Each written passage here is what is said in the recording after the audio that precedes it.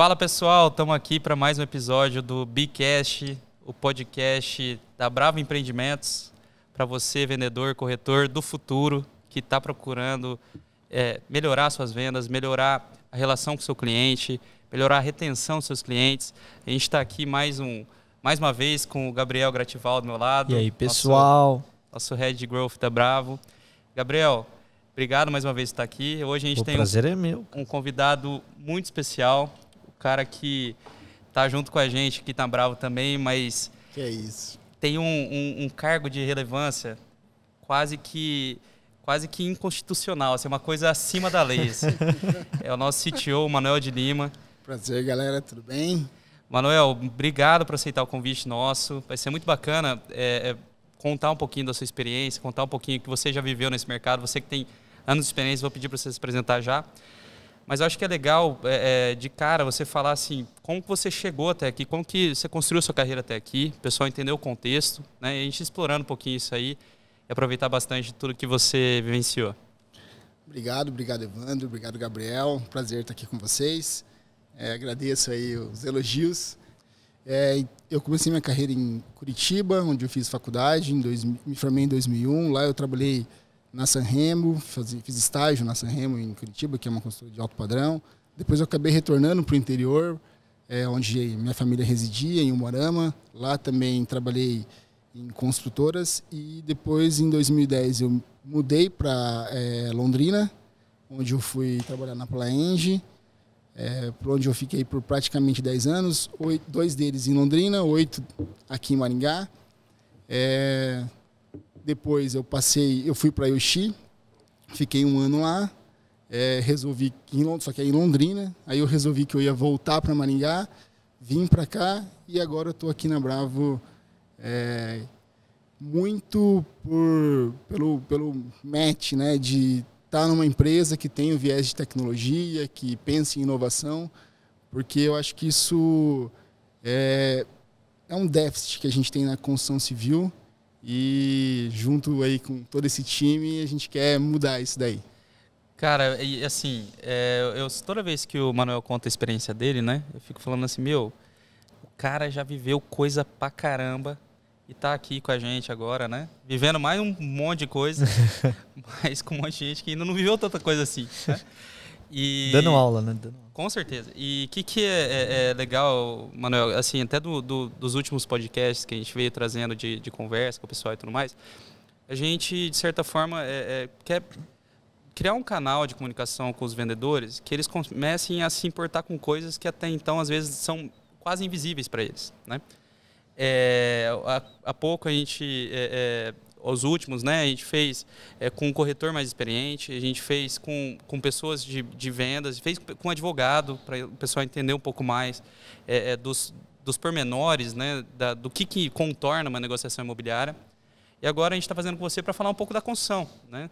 É um pouco da envoltória daquele negócio lá que acontece lá no terreno e muitas vezes ninguém sabe o que é, né? Fala assim, beleza, tem concreto, tem aço, tem tijolo e do nada aparece a obra lá, né? Mas muitas vezes o pessoal não entende o nível de exigência que tem aquele produto, o nível de exigência que tem a atuação, né, dos profissionais diante as dificuldades, os desafios, né?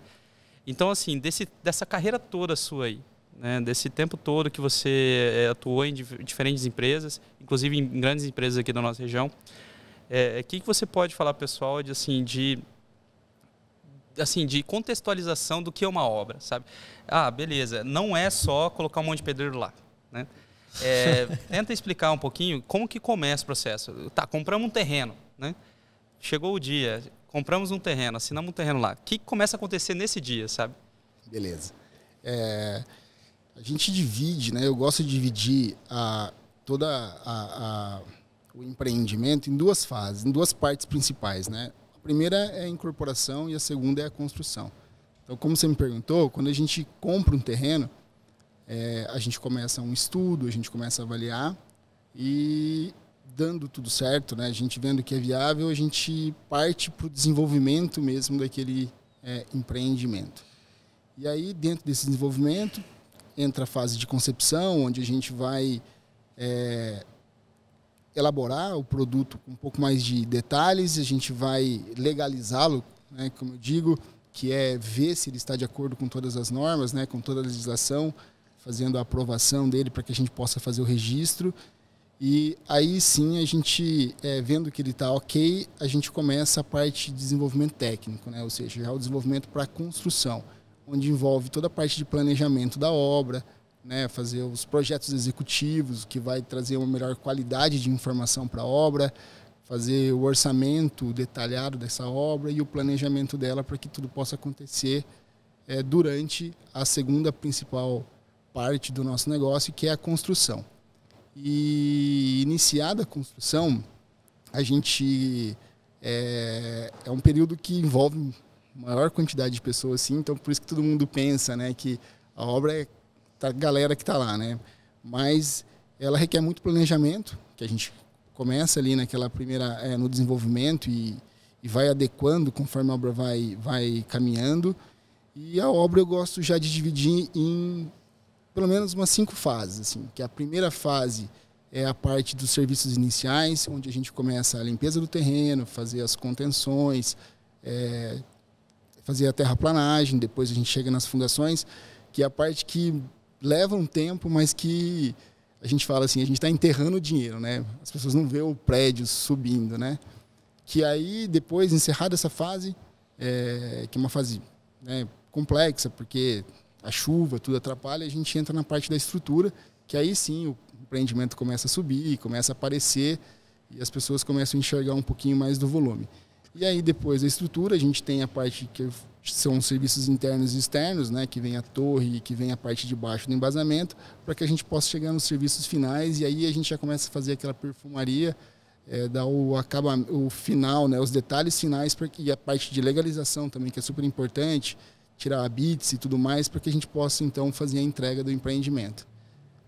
Legal. Cara, e assim, olha que como uma conversa de como se concebe um produto, a gente começa a tirar muitos argumentos de venda, né?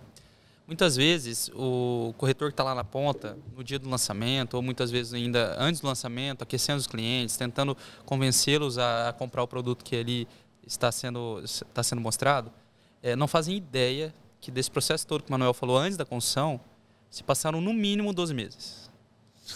No mínimo 12 meses, né, Manuel? E assim, e muitas vezes mais. E o que é importante disso? É que assim, não é uma coisa com pouca validação. Né? Para a gente conseguir lançar um produto imobiliário, a gente passa por uma série de fases ali, que ele passa por uma série de validação de uma série de pessoas, por uma série de órgãos, que as pessoas nem imaginam, né? Muitas vezes o corretor não imagina também.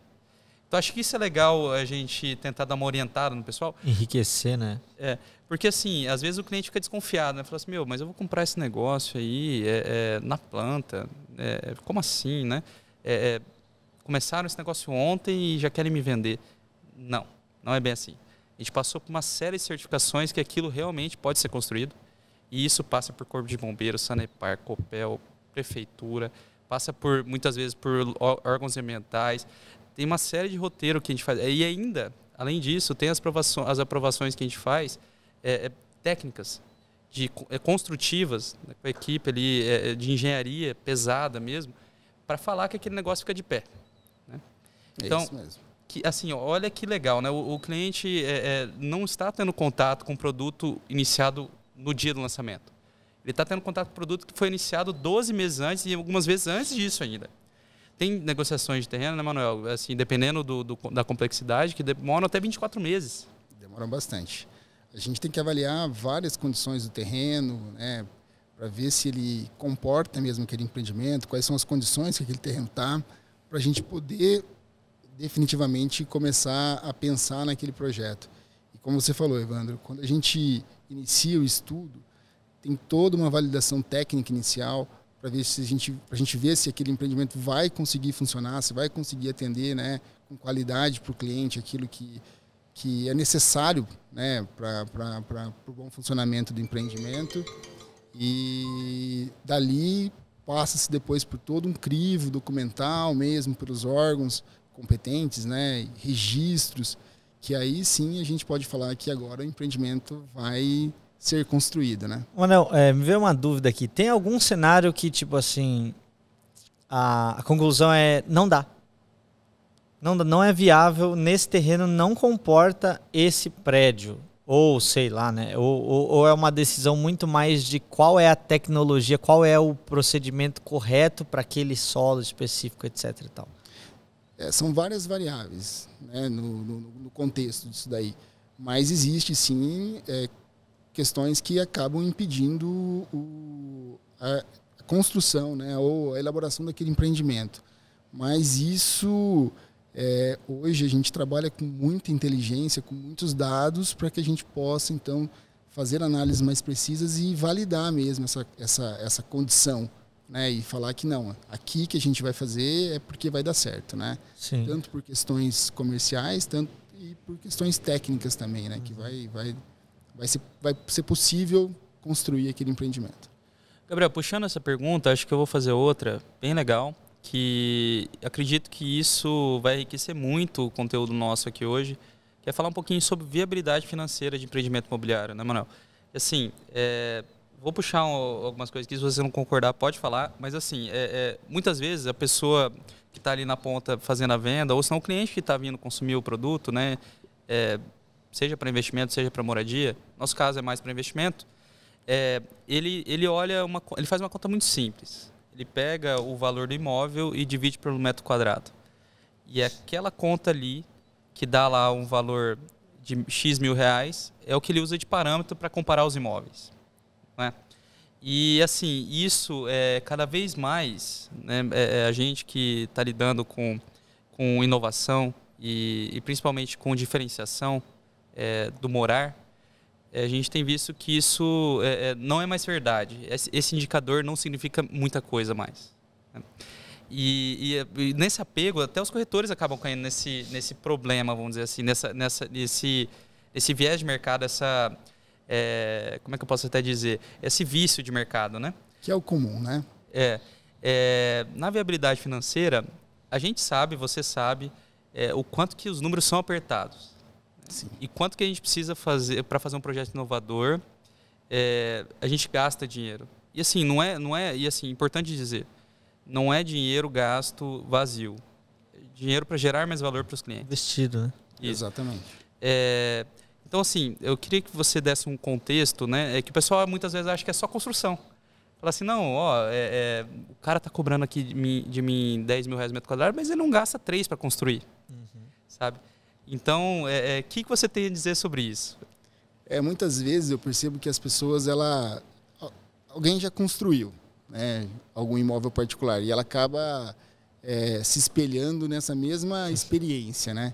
E no ramo de incorporação imobiliária não é bem assim, porque a gente tem muitas regras, tem muitas condições que a gente precisa respeitar e que acabam também onerando, né, o nosso produto, e por isso que ele não é tão simplesmente o preço de construir, né? E como você falou, quando a gente pensa na concepção desse empreendimento, a gente tenta trazer valor, itens que vão agregar para a moradia do cliente, né, para melhorar a experiência dele ali, e que isso tem custo, né? Então, toda a parte de área de lazer que a gente investe, que a gente quer fazer o melhor para o cliente, isso tem um custo, né? Em escolher a melhor localização, né, para que a gente proporcione, né, não só para ele, mas também até às vezes para a cidade, um lugar legal, bacana, tem um custo. E o fazer um empreendimento imobiliário, né, de um edifício também requer um capital muito grande, né? Então também tem custo. Então são várias coisas que vão se somando e vão onerando um pouco mais o valor do todo, né? Então por isso que não fica tão simples. E uma coisa importante, como você falou, é a questão do projeto, né?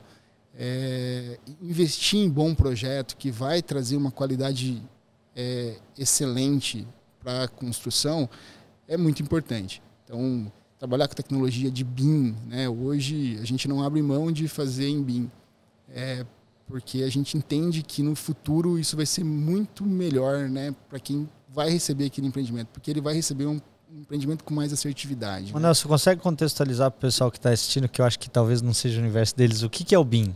O BIM é Building Information Modeling. Né? É a modelagem do empreendimento com informação dentro dela. Então, é uma forma de projetar hoje, que a gente chama que ela é mais colaborativa, né? Ela é integrada entre todos os projetistas, onde a gente consegue ir projetando, mas já construindo no ambiente virtual o edifício e já identificando vários problemas que poderiam acontecer por incompatibilidade. Né? Então, a gente já vai resolvendo os problemas com antecedência. Então, por exemplo, né? Muitas vezes num desenho em 2D, você desenha uma caixa que vai ter uma instalação elétrica ali e você é simples 4 linhas. Né? Quando a gente vai para o BIM, a gente modela isso em 3 dimensões, a gente tem a real proporção daquilo dentro do projeto. E isso você já consegue visualizar se realmente vai caber, se não vai.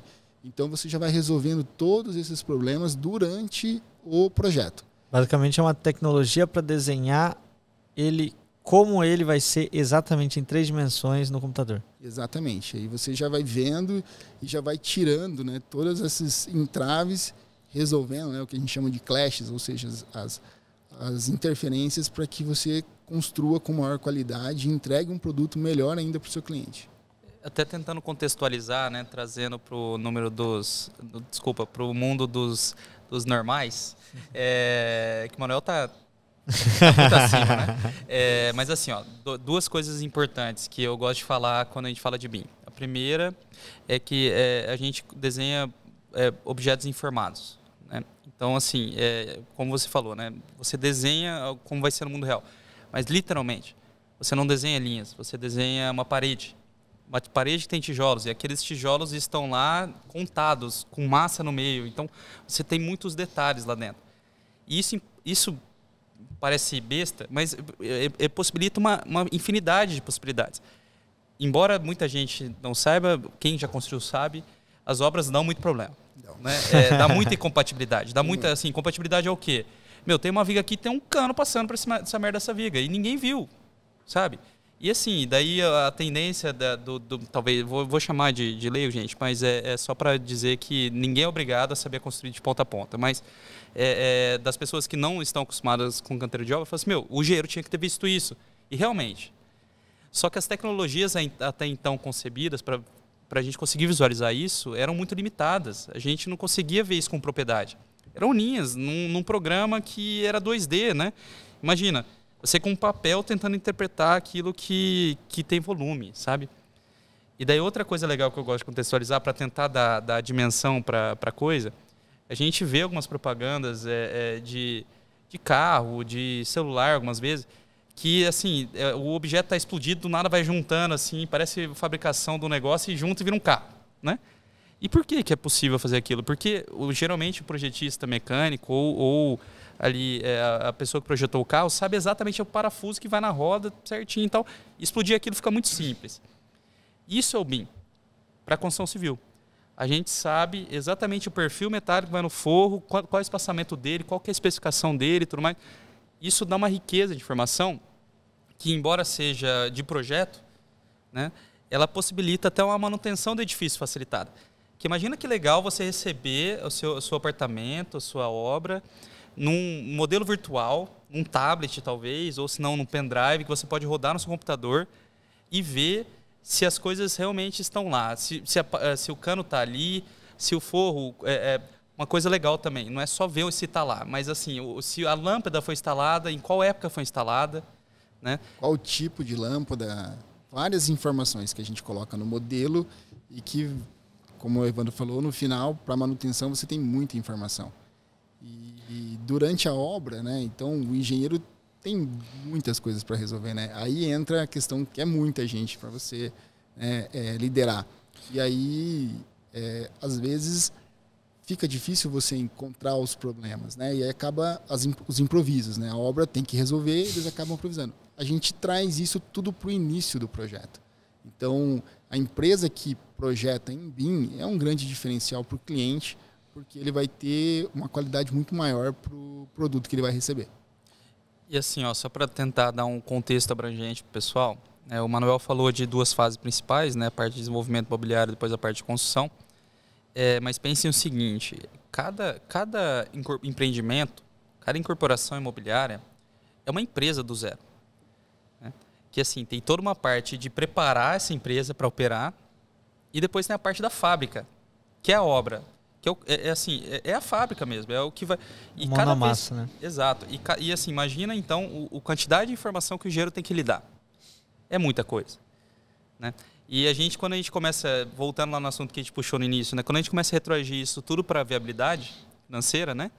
A gente começa a ver o quanto que isso impacta financeiramente e quanto que isso, dependendo do valor agregado ou do desafio que a gente está tentando compor naquele empreendimento, não vou falar onera financeiramente, mas custa. Custa. Né? E daí até eu tive, quando você estava falando, Manuel, da questão tipo assim, da área privativa versus área comum, tudo mais, tem todo esse jogo em todos os empreendimentos. E assim, tem uma coisa que assim, muita gente não sabe, essas informações são públicas. Então se você quiser saber como que está o empreendimento vizinho ao que você vai comprar, você pode ir no cartório de registro de imóveis, pedir a matrícula do imóvel e lá vai estar registrado o quanto de área comum tem, qual que é a área privativa, qual que é a área de garagem, qual que é a área... Todas as áreas do empreendimento. Daí você fazer um comparativo razoável, né, vamos dizer assim. De olhar e falar assim, beleza, esse empreendimento que é vizinho, que custa, vamos supor, tá, R$8.000 metro quadrado, ele tem 30 metros quadrados de área de lazer para cada 100 metros quadrados privativos. Só que esse que eu estou vendo de comprar, ele tem 40 metros quadrados de lazer para cada 100 metros quadrados privativos. Tem uma diferença aí. Com certeza. E não é pela área privativa, entendeu? E assim, muitas vezes a área privativa é a mesma, eu falei 100 metros quadrados para os dois, mas você tem muito mais área de lazer e muito mais espaço compartilhado que vai gerar valor para você no seu dia. E principalmente em construções que são mais inteligentes, né? Ou mais pensadas para ser úteis e não acessórias, digamos assim. Não tá lá por tá lá. Isso é uma coisa que realmente o pessoal usa, né? E principalmente quando você busca essas novas tecnologias, começar isso tem um custo, né? Porque não é tão comum no mercado. Então, tudo isso tem o seu custo, né? E acaba impactando aí nessa viabilidade. E você trazer o conforto, né? As certificações, né? Que a sua edificação é sustentável, que o ambiente que vai ser construído ele tem maior qualidade de vida. Tudo isso a gente busca informações, a gente busca tecnologias que, como eu falei, acabam também impactando um pouco no custo desse empreendimento. Muito bom. Acho que um ponto aí para o pessoal que está assistindo, então, mesmo que você tenha no seu portfólio, né, um empreendimento que ele seja mais, digamos, caro por metro quadrado, na métrica, né, do metro quadrado da área útil e da área privativa, né? Fica aí um ponto interessante para você levantar junto ao seu cliente, né? Falar, olha, veja bem, você está pagando a mais do que o que tem de opções, mas você também está ganhando muito mais área comum. Então, se você quer analisar essa métrica, compara isso também, né? Sim. Acho que esse é um ponto muito importante. Gabriel, e até assim, uma coisa legal que eu gosto de reforçar nos nossos treinamentos de vendas, né? É que os empreendimentos BI são apartamentos compactos que têm as áreas em comum muito avantajadas. A gente pensa muito nisso. O produto nosso imobiliário é muito feito para o comum ser exaltado. Né? Sim. E então, todos os nossos empreendimentos, se a gente pega na base de todos os empreendimentos que estão no mercado, dos de alto padrão. Tá? Estou falando exclusivamente daqueles que a gente entende como alto padrão. Né? Aí o Chip, Laenge, apartamento de mais de 100 metros quadrados, enfim. A gente tem 10% a mais de área de lazer que qualquer um deles. Então, assim, é uma métrica muito legal e tangível de você falar para o seu cliente. Então, assim, se você comprar um apartamento de 33 metros e a área total dele acaba sendo 85 metros, é mais que o dobro, né? Dessa diferença, né, desses 85 metros, 10% a mais, 10%, né, dessa estatística é de área de lazer a mais qualquer outro apartamento em Maringá. Então isso começa, quando você começa a entrar na venda analítica, começa a entender de fato o produto e começa a olhar com um viés mais, vamos dizer, mais de uso da coisa, a gente começa a ter insights muito pertinentes para a venda, né? E uma coisa que você falou, Evandro, que imóvel de alto padrão, muitas vezes as pessoas associam imóveis de alto padrão como os imóveis grandes, né? Na verdade, não. Imóvel de alto padrão é o padrão daquilo que vai ser entregue para o cliente, né? Então, é todo esse impacto na vida do cliente, nessa percepção de valor que ele vai ter, que vai dizer que esse imóvel tem um padrão superior. Então, o apartamento pode ser pequeno, mas quando você olha o contexto dele como um todo, o padrão dele é muito superior do que, às vezes, um apartamento grande. Que daí, quando a gente fala de alto padrão, a gente não está falando só de qualidade de acabamento, não está falando só de fachada bonita, não é só isso.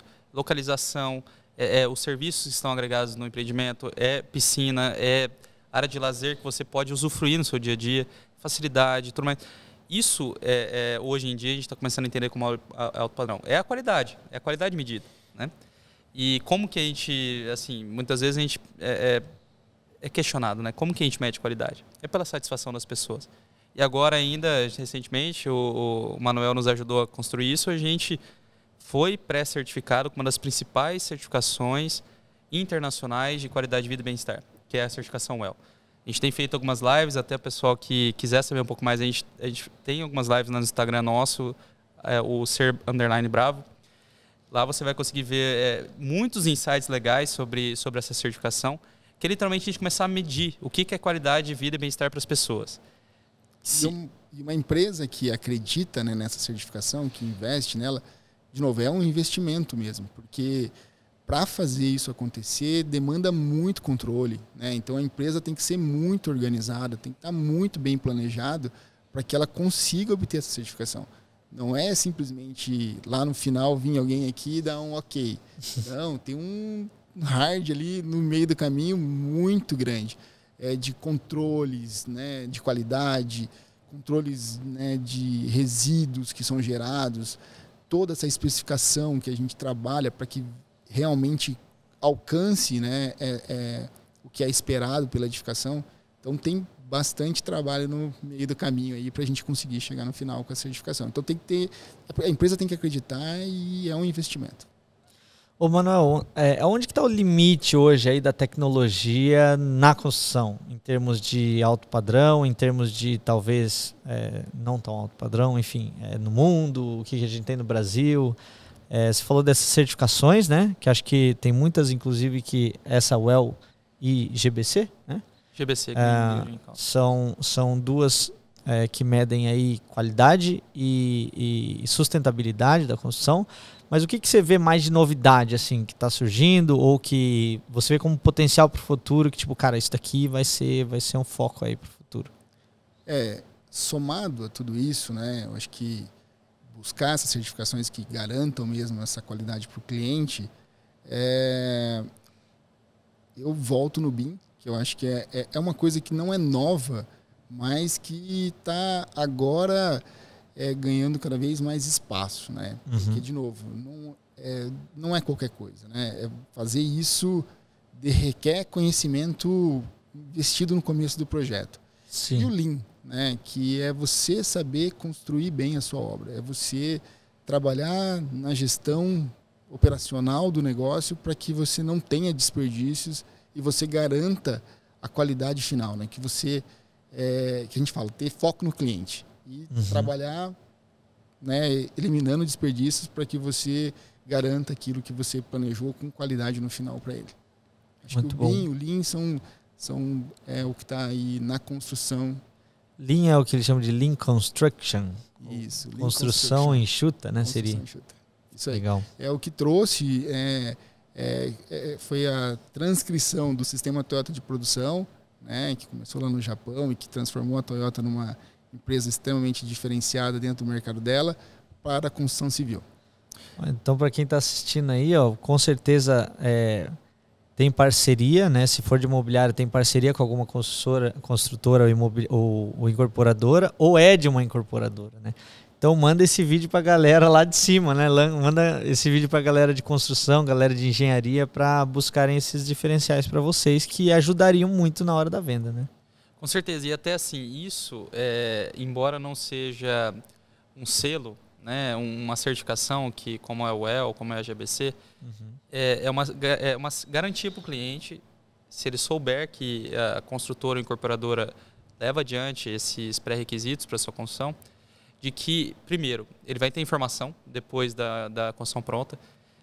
Quem já comprou imóvel e quem tem relação no mercado imobiliário, corretor principalmente, que entrega imóveis, né?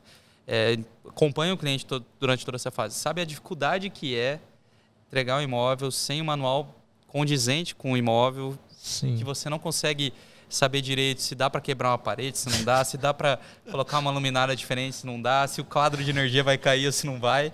Você passou por uma boa, né? Já passei por algumas boas, mas... do shopping lá que não já aconteceu. Não tinha no projeto, né? Não tinha, até uma situação incrível, mas assim, algumas vezes não ter no projeto causa acidentes. Né? Sim. Então a gente está falando também não só de conforto para o cliente na hora de receber o imóvel e conseguir visualizar muito bem aquilo que ele comprou e está ali recebendo, mas também de ele ter segurança, de ocupar o imóvel com tranquilidade. Né? E o corretor, como prestador de serviço, ele pode auxiliar o cliente a entender isso. Né? Então, assim, acho que o insight legal disso é saber, a incorporadora que eu estou vendendo, ela está aplicando as melhores práticas de BIM, está aplicando o Lean Construction, está usando isso como predecessora para construir um bom produto. Né? Eu acho que um ponto, Evandro, desculpa te cortar, mas eu acho que um grande público nosso também é os corretores independentes.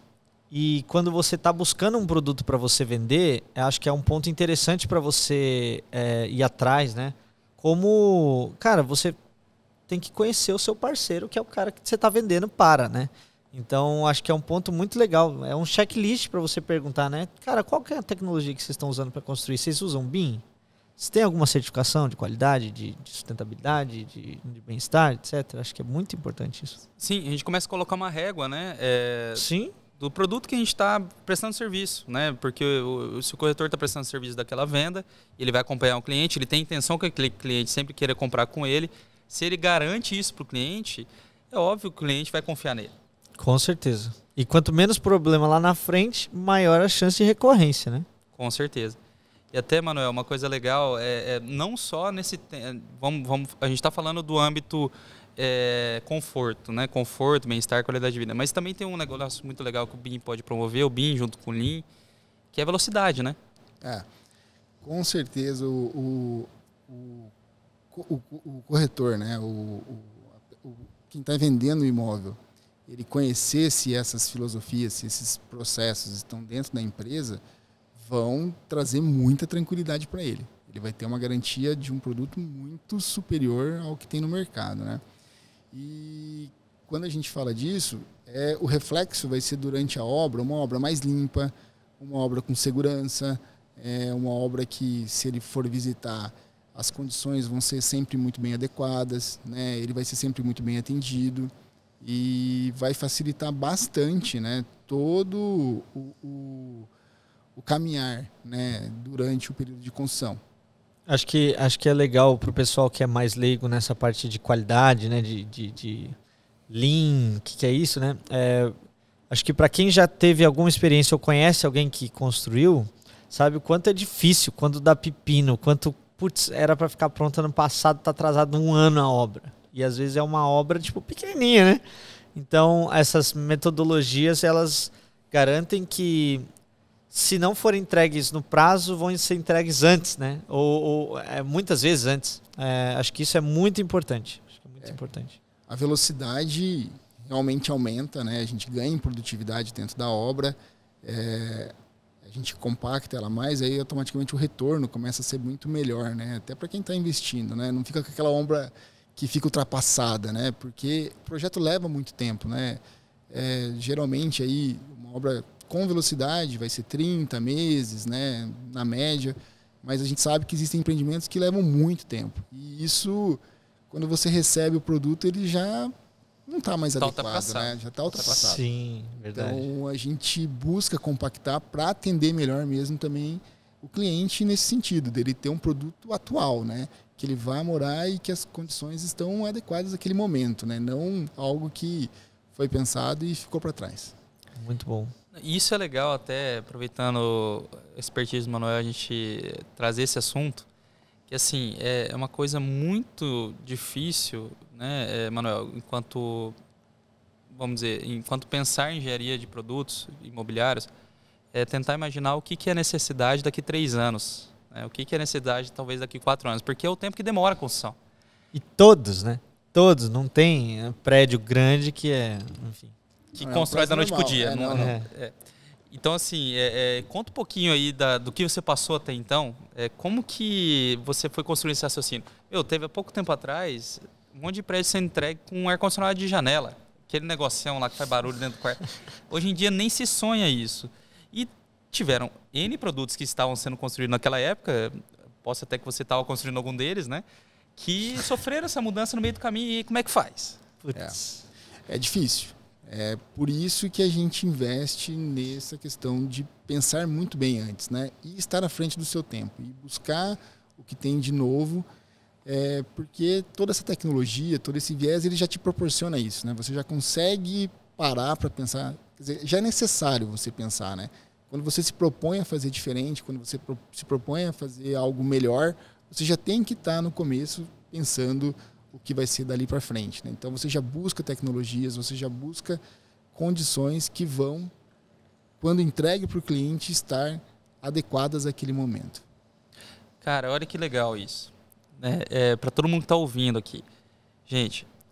Então quer dizer que assim, o incorporador imobiliário com a sua equipe, o gestor da construção da incorporação, ele sempre tem que tentar adivinhar as tendências. E assim, olha que desafio gigantesco. Isso não é pouca coisa, né? E assim, muito legal que, obviamente, é um mercado que nem sempre inova no ápice, né? Não tem teto, não tem prédio voando ainda, obviamente, mas a gente sempre está tentando adiantar as tendências, porque a moradia do futuro, né, as necessidades do ser humano, elas são atualizadas constantemente. E aí, né? Se você faz um prédio hoje desatualizado, como é que você... Primeiro, o corretor vendeu, né? Daí você vendeu um pepino para o seu cliente, né? Então, outra coisa legal da pessoa se certificar... Primeiro, vou dar algumas dicas aqui. Se a incorporadora já aplica o BIM, é uma puta tendência de engenharia.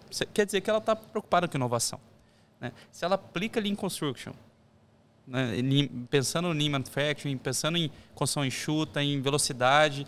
Se ela tem certificações e ela está buscando novas certificações, tudo isso são indícios que a construtora incorporadora está buscando o produto mais inovador, mais preciso para atingir as expectativas do cliente lá no futuro.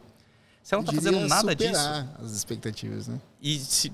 Com certeza, né? É o que a gente sempre busca. Mas se ela não está olhando nada disso, a chance de ela estar atrasada às tendências que estão por vir é gigante, não é?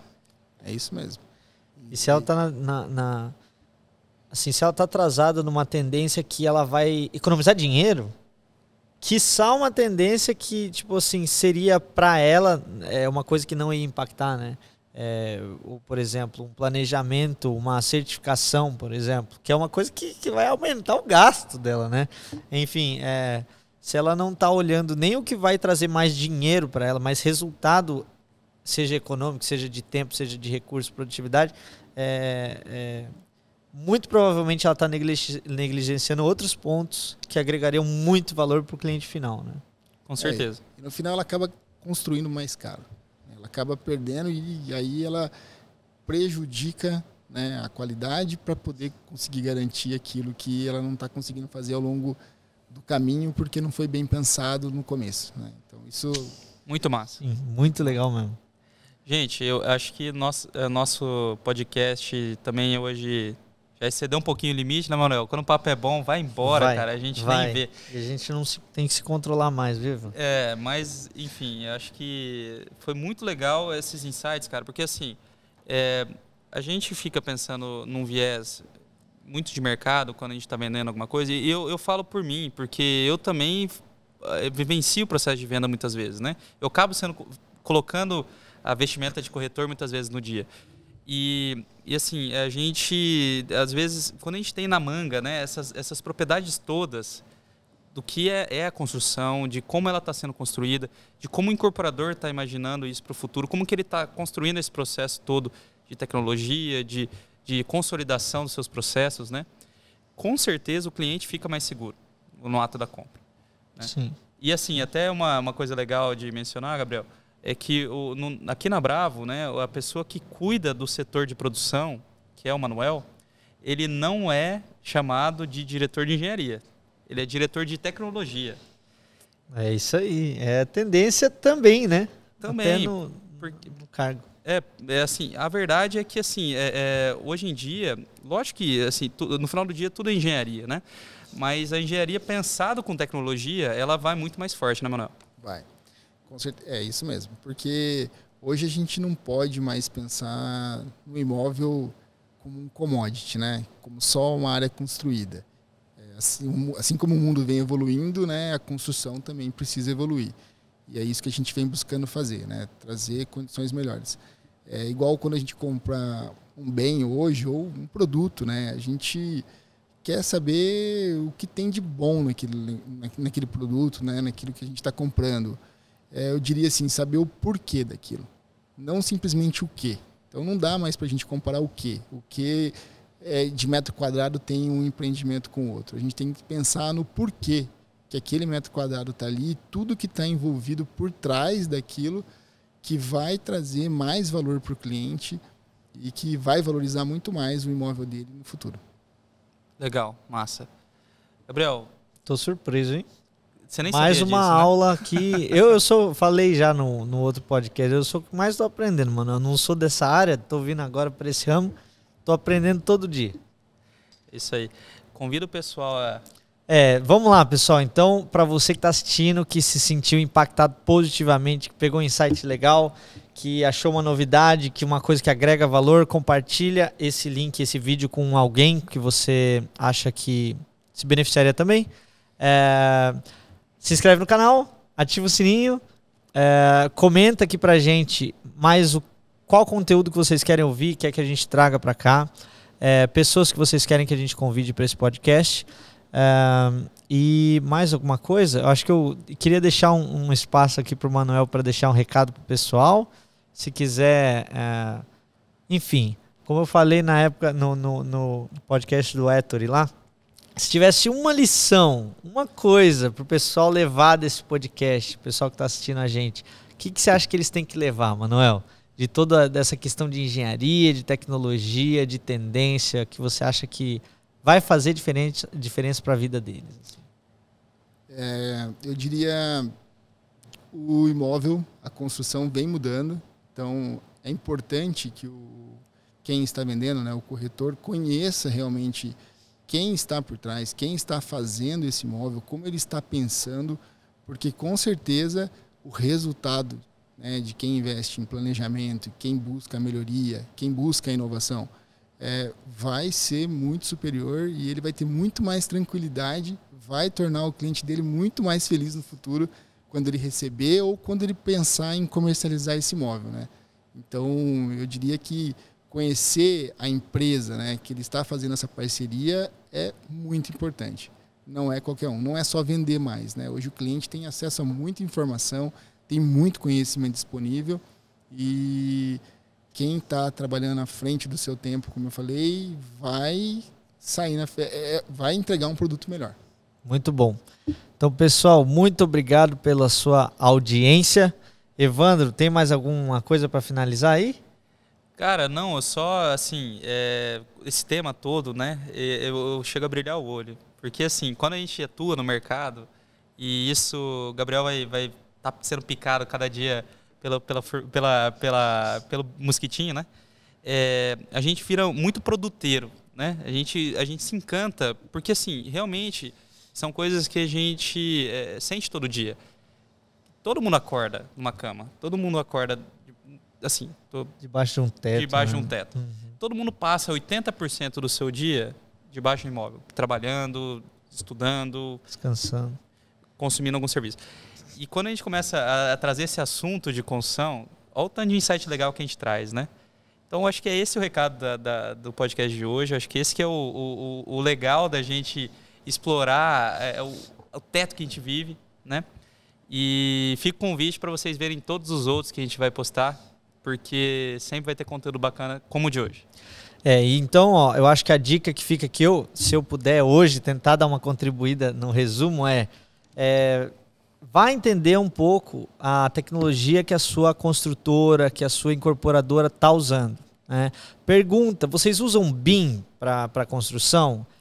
Vocês têm planejado alguma certificação para esse imóvel, né?